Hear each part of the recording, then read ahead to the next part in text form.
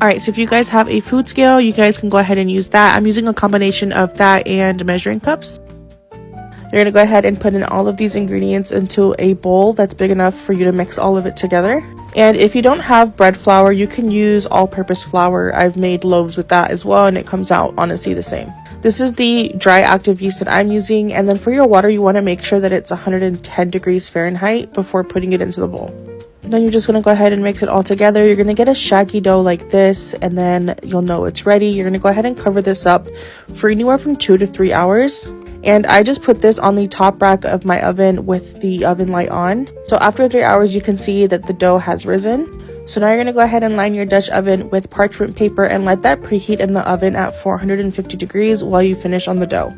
So go ahead and do a little bit of stretch and folds, and this is where you would add in any inclusions if you're adding any. I am doing cheddar and jalapeno, so that's what I'm going to go ahead and put on now. Go ahead and load that baby up. This was all the cheddar I had, or I would have put some on top as well. So yeah, just make it work with what you have. Once you get a nice firm dough ball, you're going to go ahead and put that in the proofing basket while the Dutch oven finishes heating up. Pop it back into the Dutch oven. Be careful, it is going to be hot. And then you're just going to go ahead and score it. Feel free to get creative. I'm just doing a single line. And then I did have a little bit of extra cheese, so I just added that on top. Then you're going to go ahead and pop it in the oven at 450 degrees for 30 minutes. After 30 minutes, you're going to reduce the heat to 400 and remove the cover of the Dutch oven. Then I usually cook it for like 15 minutes extra. It just depends on how crispy you want it, but don't overcook it.